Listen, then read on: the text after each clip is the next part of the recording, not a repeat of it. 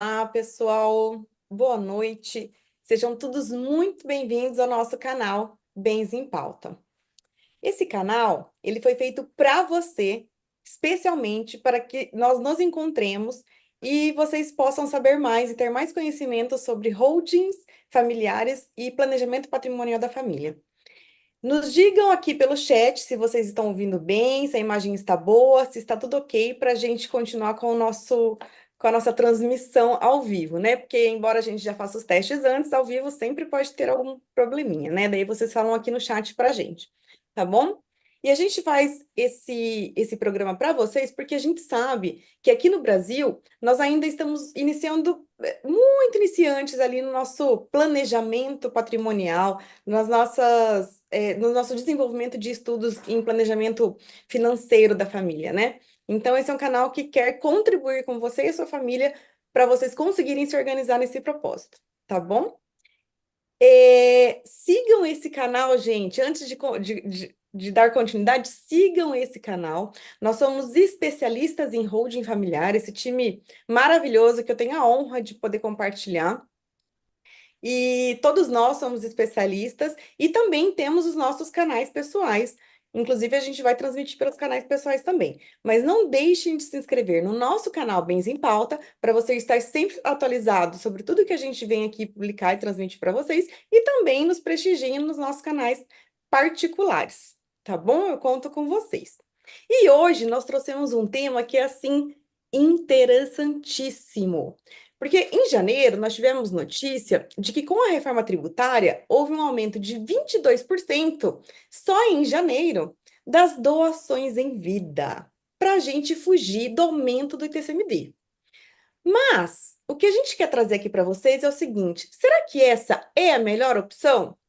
Será que você que está fazendo a sua doação de bens em vida, você vai continuar seguro?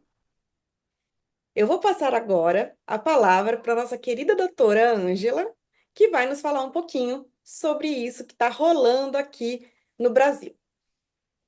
Olá, boa noite, tudo bem? É um prazer estar aqui novamente. E é isso mesmo, doutora Ana. Boa noite a todos os colegas, né? Sejam todos Boa bem-vindos. noite. Esse assunto em relação à doação, ele tomou tema, né? Virou tema e pauta de todos os telejornais e também de novelas, o que a gente nunca tinha visto com tamanha proporção. Exatamente por causa da reforma tributária e tudo o que está se falando em relação a isso. E a doação, ela está instituída no nosso Código Civil e acaba afetando diretamente todas as famílias que estão envolvidas nessa temática. E essa semana, por incrível que pareça, né, nós tínhamos um outro tema para trazer e a gente disse, não, vamos levar esse que está bem atual, né, essa semana. Bem em pauta mesmo. Bem em pauta mesmo. Uma notícia acabou sendo inserida em todas as mídias, televisões, né? Canais do YouTube, também blogs e tudo mais, sobre uma mãe idosa que ela foi despejada, né? Pela filha, após essa filha ter recebido uma doação. Então, essa mãe idosa, ela residia em um apartamento de luxo e acabou sendo despejada durante essa semana, alegando que a filha havia recebido esse bem como doação e a filha vendeu esse apartamento sem o conhecimento da mãe. E a mãe ficou sabendo da venda desse apartamento e que ela necessitava se retirar do imóvel para que os compradores tomassem a posse essa semana. E isso repercutiu muito na mídia, no mundo jurídico, de uma forma assim grandiosa. Por quê? Porque se deu num caso de uma família com grandes posses, né? Com poder aquisitivo bem elevado. E a gente pode estar analisando e pensando, mas isso são casos raros que acontecem. E não, né? E aí nós Sim. começamos a trocar informações e comentar durante a semana, e nós percebemos que todos nós já vivenciamos alguma situação em que a família ou o membro da família, quem fez a doação, foi prejudicado.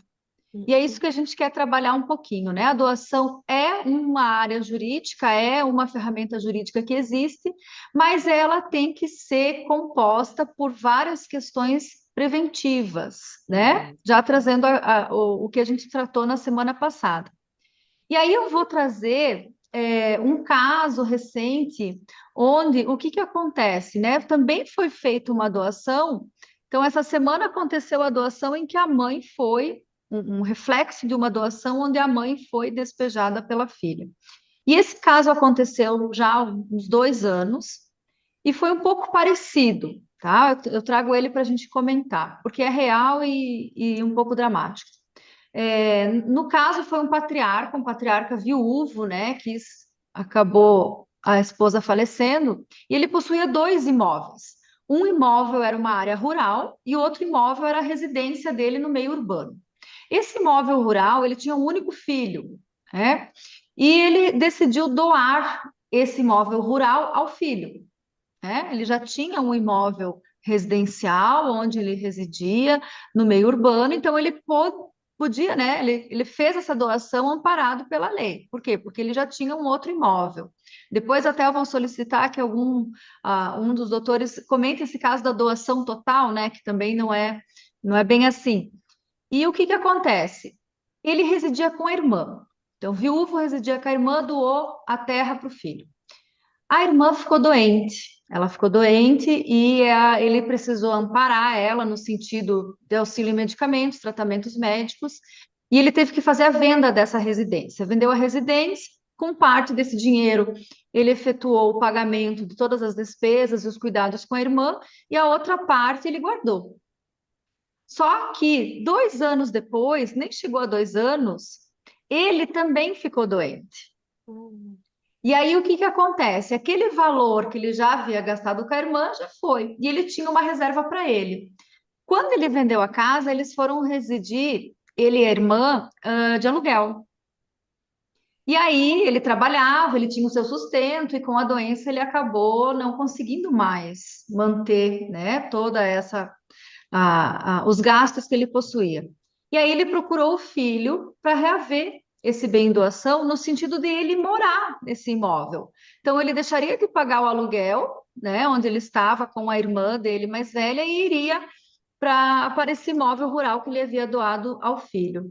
Só que ocorre que, no momento que ele foi solicitar que o filho cedesse esse imóvel novamente para ele, ele foi impedido. Por quê?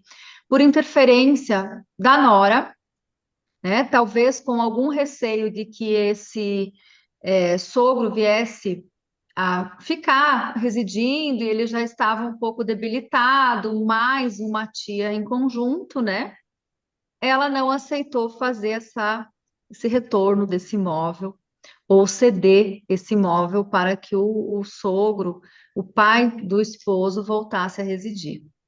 Então, essa foi uma situação muito complicada, muito séria, né? De uma doação pura ou uma doação simples, em que se acaba fazendo.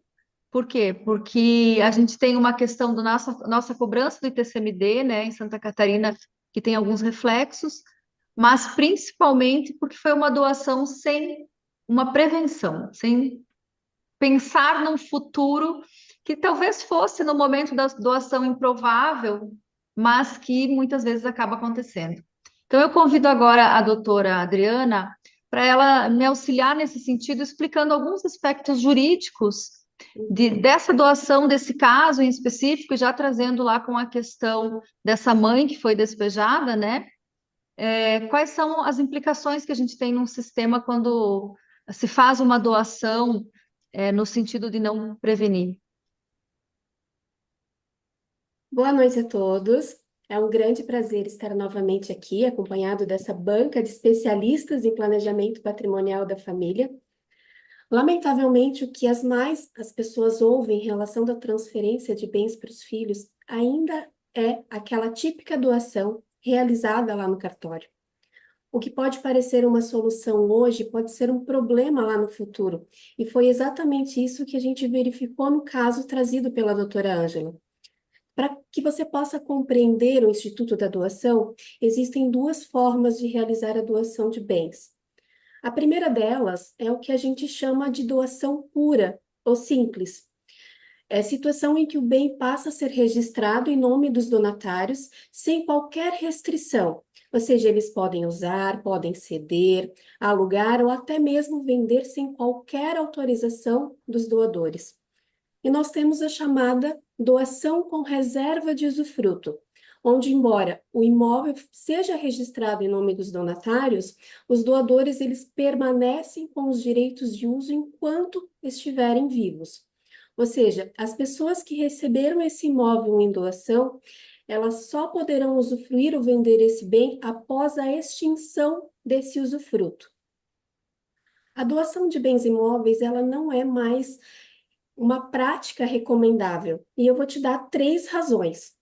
Razão número 1, os elevados custos.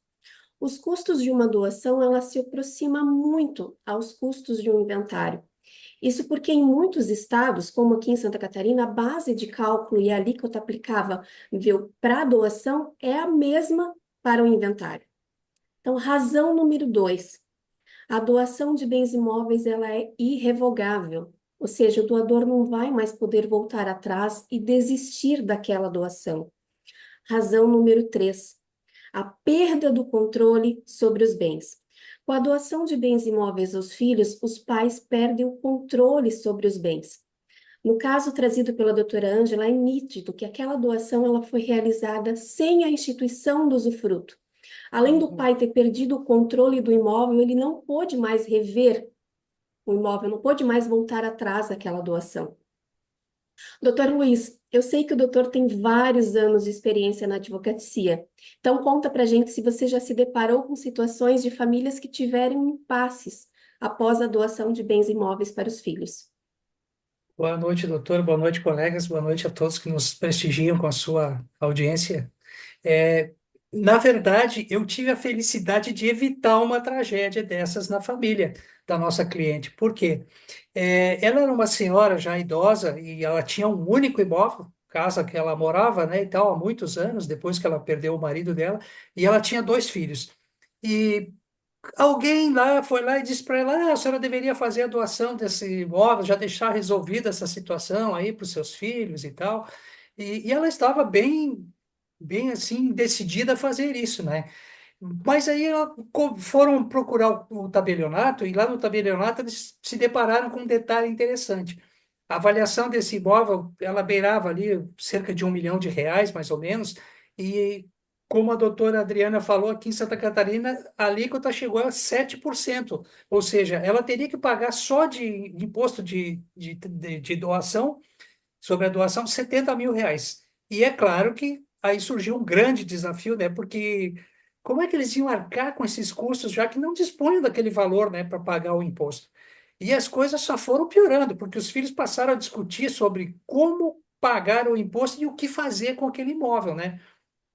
Aí foi quando a dona Maria nos procurou e nós a advertimos, né, de que a forma como ela estava fazendo a doação, como disse a doutora Adriana muito bem, era uma doação pura e simples, ou seja, sem cláusula de reserva de usufruto vitalício. E aí nós alertamos ela: olha, a senhora vai, eventualmente, pode perder seu imóvel, a senhora perde o controle do imóvel, para reaver esse imóvel, se os filhos não concordarem, ou o genro ou nora não concordarem com, digamos assim, com o retorno desse imóvel para a senhora vai perder o seu imóvel. Então, é um dos grandes perigos que acontecem, né? E mais, né? Qualquer imprevisto ali, né, que podia deixar ela sem ter onde morar, né? Porque daí os filhos poderiam vender o imóvel a qualquer momento, né, e tal. E então ela se colocou assim, estava numa situação muito delicada, né? Para a qual ela nem imaginava, não previa, né? Então a gente sempre diz, né, que o presente generoso virou motivo de briga e ressentimento entre os filhos, né? Então foi quando a gente sugeriu, então nos procurou, a gente sugeriu que tinha alternativas muito mais eficazes para isso, né? Que resolveriam isso de maneira mais tranquila, mais segura, né? E bem mais econômica. E eu acho que a doutora Cassiane, se não me engano, também gostaria de comentar alguma coisa sobre essas situações, né, doutora? Olá, boa noite aos meus colegas, boa noite às pessoas que estão nos acompanhando. Sim, doutor Luiz, Quando nós estávamos falando sobre esses casos, eu fiquei pensando o que seria da vida dessa família se o doutor não tivesse aparecido na vida delas. Porque se a boa intenção virou motivo de briga e ressentimento entre os filhos, e se houve essa Imagina. quebra de confiança no núcleo familiar, o que mais teria de consequência para essa família se essa operação tivesse se concretizado pela via da doação? Porque vejam bem, nesse caso, essa situação de dificuldade do pagamento do imposto, que era altíssimo, por sinal, e o problema que teve entre os filhos da sua cliente, foi o que levou ela a lhe procurar e a salvar o patrimônio dela e o controle desse patrimônio também. Porque com esse tanto de imposto que o senhor mencionou, que seria necessário ser pago, a perda patrimonial seria muito grande nessa situação. E olha que incrível, naquele sistema que era a intenção dela, ela ficaria totalmente desprotegida e à mercê dos filhos e talvez até de terceiros, como as colegas colocaram. Mas ao fazer o planejamento da forma que foi orientado, foi possível fazer a vontade dela de qualquer forma, quer evitar os problemas futuros, só que com uma infinidade de cláusulas protetivas, sem que ela ficasse à mercê de ninguém. Então, ela fez a transmissão do patrimônio, permaneceu nele e ainda continuou no controle. Então, isso para mim é incrível, né? E o que aconteceu aí no seu escritório, eu acho que é muito relevante de a gente falar porque é a nossa missão aqui, né?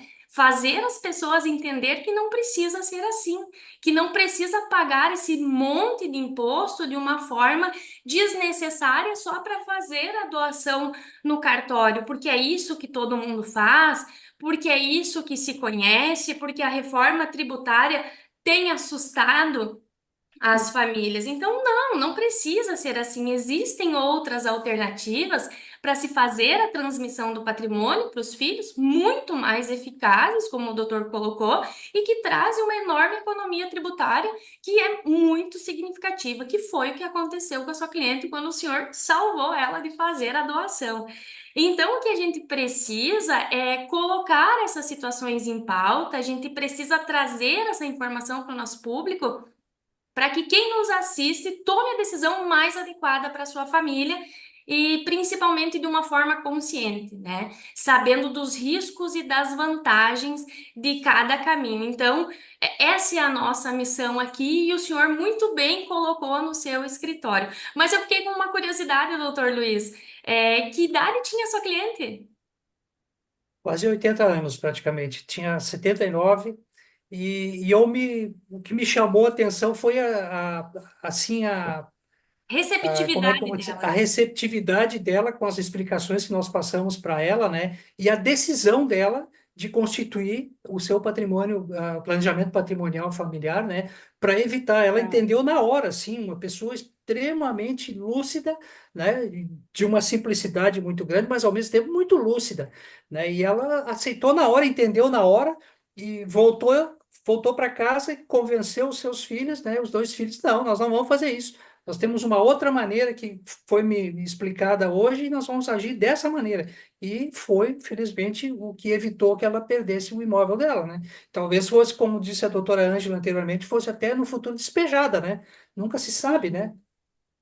Eu fiquei com essa curiosidade justamente por isso, porque no início da sua fala, o senhor mencionou que ela era uma senhora idosa. E aí, conforme foi falando, assim, a gente percebeu que ela aceitou isso de uma forma bem tranquila, né? Sim. Então, às vezes a gente também fica pensando que as pessoas têm um certo receio, mas talvez não seja assim, talvez as pessoas só não conheçam o outro lado, né? A doação é o que se faz, é o que sempre se fez. E não conhece uma outra alternativa. Então, muito legal saber que ela, uma senhora idosa, recebeu a informação e aceitou fazer o planejamento dessa forma. Muito legal mesmo. E o planejamento patrimonial, ele cabe no bolso da família, né? Com Uhum. certeza. E É, aproveitando o gancho sim. que a Cassiane, a doutora Cassiane falou agora, é exatamente isso. Talvez ela tenha tentado fazer a doação, não porque ela queria realmente a doação, Porque sabendo dos efeitos e de tudo que decorre da doação, ela até optou por fazer de outra forma, mas a maioria das pessoas nem conhece outros instrumentos e outras alternativas que levam ao mesmo resultado, né? Então, e esse canal tá aqui para isso, para ajudar você que pensa em fazer planejamento da sua família, é, ter conhecimento, sim, existem alternativas, né? No caso da doutora Ângela, que a doutora Adriana comentou, possivelmente o patriarca ele fez a doação ao filho já pensando numa sucessão, porque se era um imóvel rural onde havia produtividade, etc., então a intenção dele, né, era muito boa, do tipo, olha, vou planejar já a sucessão do meu bem para que ele continue dando frutos, dando resultados, sendo um fator colaborativo aí na renda familiar, mas ele não sabia dos reflexos dessa doação, né? Ainda mais que ela foi feita sem a reserva de usufruto. No caso Exato. do Dr. Luiz, o que levou a cliente a procurar a solução foi o alto custo Uhum. do imposto sobre transmissão, senão ela também não teria, e teria feito a doação, né? E eu tenho um caso aqui que é o seguinte: pelo alto custo da doação, eles optaram por fazer uma compra e venda. Mas aí o que que aconteceu? Era um casal, né? Patriarcas. Eles têm 3 filhas. E aí eles falaram assim: olha, para a gente já fazer essa transmissão, porque antigamente isso não era tão assim fiscalizado, né? Então, que cuidado eles tomaram? Eles tomaram o seguinte cuidado: olha, eu vou colocar pro nome das filhas, mas só vai poder ser em nome de duas, porque somente essas duas vão ter caixa para comprovar a aquisição desse imóvel. A terceira não vai ter, não vai poder ter esse imóvel no nome. Então, o imóvel foi fracionado 50 avos para cada filha. E a terceira ficou sem essa distribuição. Acontece que o patriarca já faleceu e agora eles me procuraram para quê? Para readequar a herança. Porque a doação também resolve, a doação do imóvel também resolve o inventário da primeira geração, mas para a próxima geração não resolve. Eu só empurrei para a próxima geração o problema, né? Então, agora a gente está redistribuindo, então a gente está fazendo uma holding, a gente vai redistribuir as cotas para poder reorganizar essa herança que, por direito, são das 3, né? Uhum. Mas é aquela coisa, é muito. As pessoas às vezes não têm conhecimento desses reflexos que vão acontecer no futuro. E aí acabam tomando a medida do que elas conhecem para fazer, que sabem que é efetivo, mas que depois não tem o resultado pretendido efetivamente, né? Uhum. O que parece uma E solução naquele momento se torna um hum, problema lá para o no futuro. futuro, Exato, exatamente. e esse caso que eu trouxe, ele não é o único, né? A gente poderia trazer vários outros, mas eu também conheço outra situação bem comum, eu acredito que de todos os doutores, que é quando os patriarcas, eles acabam acumulando um, dois bens, né? Já tem a sua residência, como foi o caso desse senhor que eu coloquei, e aí eles fazem a doação de um apartamento na praia, para um filho, né? Ou uma casa que está alugada, já doam para esse filho. E com aquela intenção de que nada nunca vai acontecer na vida do patriarca, da matriarca, que não vai nada ser alterado financeiramente, nem em termos de saúde, né? Que tudo está estável. E o que aconteceu nesse caso foi justamente isso. Esse senhor ele teve as melhores das intenções, né? Ele já Hum. era viúvo, ele trabalhava. Hoje ele deve estar perto de uns 70 anos, mas ele era mais jovem quando ele fez essa doação ao filho. Então ele trabalhava, tinha saúde, estava bem, né? Tinha a sua casa. E ele buscou um auxílio ao filho. Só que o que ocorreu? A vida mudou, né? Ele teve uma alteração, de saúde e uma alteração financeira. E aí, quando ele foi buscar um amparo, ele não conseguiu. Por quê? Porque o que ele havia feito no passado também tinha uma proteção legal, também tem uma proteção legal, que é a doação pura, como a doutora Adriana colocou, né? E aí ela vai depender do quê? Da vontade de quem recebeu. E E no também da caso situação especial. de que quem recebeu está passando. Por Uhum. isso que, assim como a Cassiane colocou, é fundamental que se saiba, né, que se conheça toda a estrutura de uma doação, os reflexos dela, não agora, mas lá na frente, Uhum. né? Até E porque, Sem conta. nesse. eles não tinham colocado a reserva de usufruto nesse caso, né? Reserva de usufruto Não. vitalício que a gente chama. Eu não sei se o nosso público sabe, mas a reserva de usufruto vitalício é aquele instituto que permite ao doador continuar com o uso e os frutos do bem, né? E, inclusive, a gente coloca cláusula de reversão, por exemplo, quando esse filho ele venha a falecer antes do patriarca, ou então assim, ou de comunicabilidade, que a gente falou na semana passada, ou enfim, né, várias cláusulas de proteção que podem ser instituídas na doação, né? Mas daí a gente pode pensar não na doação de bens, e sim na doação de cotas, né? Ao passo que a gente também precisa saber que em alguns estados o usufruto ele tem uma cobrança também na sua extinção, Que é o né? caso de Santa Catarina, por exemplo, né? E eu tô com outro caso que me procuraram essa semana, eu ainda não marquei reunião, mas o que aconteceu? É, houve a instituição da doação do imóvel com reserva de usufruto vitalício, e agora a matriarca faleceu, e eles têm que pagar esse TCMD. Só que ninguém estava preparado para isso. E o valor é exorbitante, né? Então eles estão se vendo assim malucos, porque eles estão quase tendo que vender o imóvel. Eles estão, né? Quase não. A possibilidade é vender o imóvel para pagar esse TCMD na extinção do usufruto.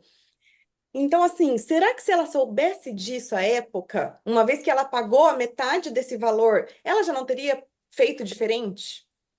Né? Pode ser que o Estado aceitasse ou não o pagamento integral, mas também a gente teria que ver as consequências disso para o futuro, os reflexos disso para o futuro.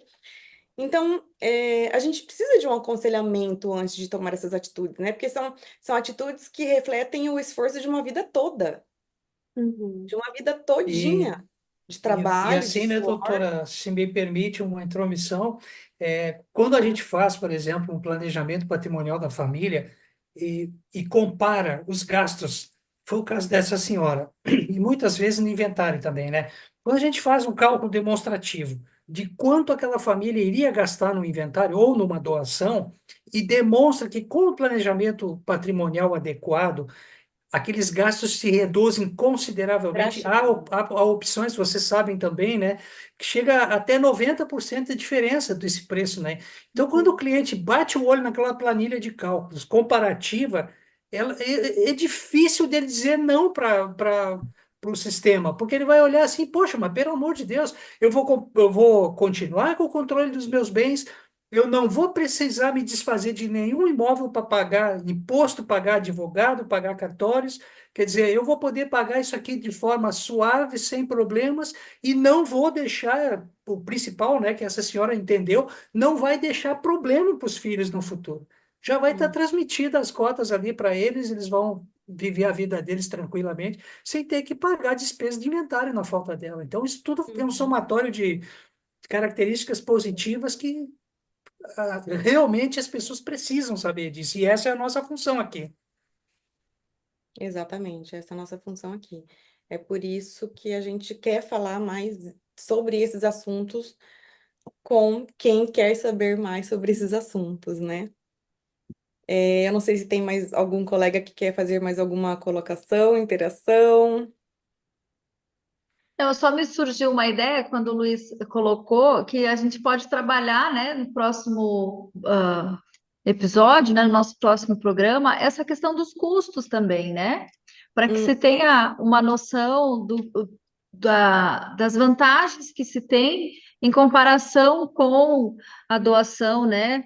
E os reflexos que se tem em relação a isso, até mesmo os custos de um inventário, porque eu Nossa, tenho casos que as famílias não têm nem ideia de um custo do inventário, porque o inventário é um tabu. Falar sobre inventário é eu muito tô, complicado. eu tô com um croquis que eu me assustei, que eu também não tinha ideia. A hora que eu vi, assim, o custo do inventário, 1 milhão e poucos, quase 2 milhões. Eu falei assim, gente, eu tenho certeza que a pessoa não tem ideia, né? Não tem, não. O patriarca. E aí, a hora que ele vira aquilo, ele fala assim: Meu Deus, não tem a menor condição. E assim, a princípio pode parecer um gasto, né? Você montar esse sistema para fazer essa proteção, mas na verdade é um investimento, Uhum. né? Porque assim, isso não vai mais se perder. Esse sistema é flexível e ele vai andando de geração para geração. O inventário, ele dura três gerações, né? Porque na terceira ele consome integralmente o patrimônio, Tá. né? Uhum. E isso não, ele vai permitir a perpetuação do patrimônio, né? De uma certa forma. Ainda que quem estiver ali no controle queira mudar, queira vender, queira trocar de imóvel, enfim, mas ele vai atualizando o patrimônio, mas ele se mantém ali, né? A caixinha só, o cofrinho só cresce, né? Ele não diminui. Então, nossa, Exatamente. doutora Ângela, acho perfeito fazer um tema desse para o pessoal que está ouvindo a gente, vendo a gente, eles conseguirem ver o que que a gente vê, né? Porque a gente vê isso, mas às vezes eles não tiveram essa oportunidade ainda. Exato. Em relação a esses valores, uma coisa que é bem importante a gente falar, que quando se tratam de imóveis rurais, a cifra é muito maior, Nossa, né? muito. É muito maior. Nós tivemos aqui no escritório, há um tempo atrás, um inventário do casal, né? Foi feito junto depois, e eram imóveis rurais. E aí o imposto deu quase 2 milhões de reais também. Os filhos eram muito bem de vidas, também produtores rurais, mas eles tiveram um rombo no orçamento que era desnecessário, né? Sim, Então eles dispunham daquele valor para pagar, mas mesmo assim era muito, muito alto. é porque geralmente as famílias não têm isso em liquidez direta, né? Às vezes precisa Não. desfazer de um investimento ou de um outro patrimônio, elas vão ter esse acervo patrimonial, esse valor para pagar, mas de repente elas não têm a liquidez, vão ter que se desfazer de alguma coisa para pagar. Enquanto isso, no sistema, é muito mais. Ela consegue, né, fazer ali mês a mês, se organizar. E, doutora Cassiane, nos imóveis rurais, nas propriedades rurais, é muito comum. Eu conheço pessoas que falam que estão deixando lá, a Deus dará, sem fazer os inventários, já tem de segunda e terceira geração, porque é impagável. É impagável, né? E eles, então, assim, a realidade é essa, né? Então, pessoal, Mas como não para quem nos acompanha, né? Porque Não para para os quem nos nossos acompanha, não. clientes. É É verdade. verdade, doutora Cassiane, muito bem lembrado. Não para quem nos assiste e ouve os nossos conselhos. A gente está aqui para auxiliar, para contribuir na vida de cada um de vocês, né? E aí, como Verdade. vocês viram na prática, nós trouxemos alguns casos aqui que a gente conhece e que mostram que a doação em vida não é a melhor solução, né? Talvez em pouquíssimos casos ela fosse uma solução, mas existem outras muito melhores, muito mais econômicas e que trazem outros benefícios, que na verdade agregam vários benefícios em um único sistema, né? Então, agora que você sabe disso, não faça doação e se for fazer qualquer coisa, fale com um advogado especialista antes para não ter nenhum problema, né? Faça uma consulta, alguma coisa. E se vocês tiverem alguma dúvida, a hora que forem ver esse vídeo, deixem aqui no nosso canal, no nosso chat. A sua dúvida pode ser a dúvida de outra pessoa, então a gente vai responder. E podemos também trazer para a pauta de um próximo evento. Então, não deixe de participar, de compartilhar suas dúvidas, de fazer essa troca com a gente, que a gente gosta muito, tá bom? Então, eu queria muito agradecer a presença dos meus colegas aqui. A doutora Franciele hoje não pôde participar, que ela tinha um compromisso. E é isso, né? O nosso canal, ele é dinâmico. A gente tem vários especialistas para a gente poder mesmo ter essa flexibilidade. E muito obrigada, pessoal, para quem está nos vendo também. Agradeço o seu apoio, a sua estada aqui conosco. Tenham todos uma ótima terça-feira, uma boa noite, fiquem com Deus e até a próxima semana. Tchau, Boa tchau. noite, pessoal. Boa Tchau. Boa noite. noite. Tchau, tchau.